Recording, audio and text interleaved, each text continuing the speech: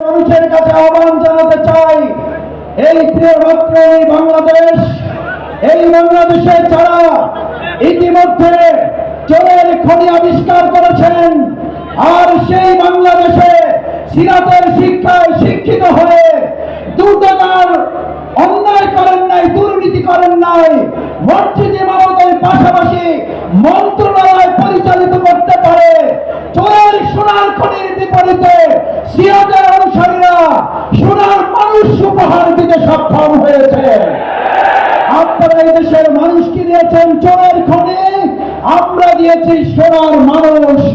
আজ সিদ্ধান্ত নিতে হবে আগামী দিনে সুন্দর বাংলাদেশ তৈরি করার জন্য, সোনার বাংলাদেশ তৈরি করার জন্য সিরাত ছাড়া সোনার মানুষ তৈরি করা যাবে না, সোনার বাংলা উপহার দেওয়া যাবে না।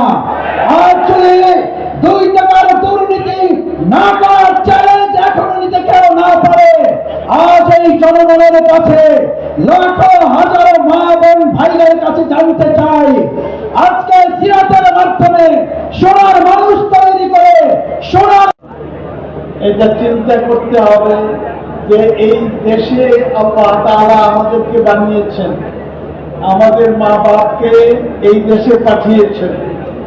অতএব আমরা এই দেশে দ্বীন ইসলামের খেদমত করব এবং দ্বীনকে কায়েম করার জন্য আমাদের সর্বোচ্চ ত্যাগ স্বীকার করতে হবে, তা আমরা করবো ইনশাআল্লাহ।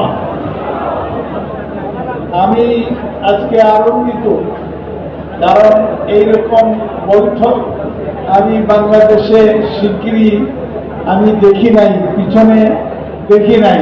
আজকে দেখে মনটা আমার প্রশান্ত হয়ে গেছে। আমার সামনে সব তরুণ সমাজ, আমরা যদি লক্ষ্য করি তাহলে দেখতে পাই এদেশে তরুণরা ইসলামের জন্য জীবন দেওয়ার মধ্য দিয়ে ফ্যাসিস্ট রেজিমকে সরিয়ে একটি নতুন ইতিহাসের অধ্যায় সূচনা করেছে। কাজেই ইসলাম আমাদের শেখরে, ইসলাম আমাদের জাতিসত্তার সাথে মিশে থাকা, ইসলাম আমাদের প্রত্যেকটি অঙ্গে অঙ্গে শুধু একটি জায়গা, একটি শব্দ, যার নাম হলো ইসলাম। এই মানুষ সত্য ন্যায়ের কথা বলে না, যেই মান অন্তরে নাই, যেই মান অন্তরে নাই, মুখে ফোটায় কথার করি, কিভাবে তারই বল ইমান বলি, কিভাবে তারই বল ইমান বলি, কিভাবে তারই বল ইমান বলি। যেই মান দিন আন্দোলনের ধার ধারে না, যেই মান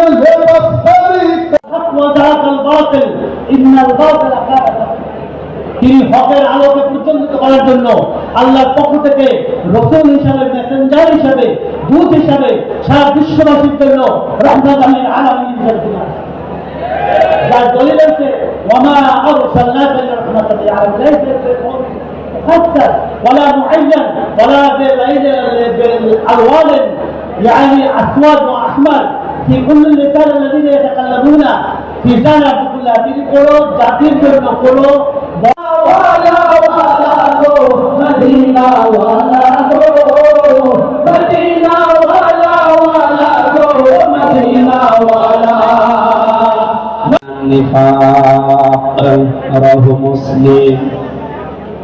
وقال تعالى في شان حبيبي إن الله وملائكته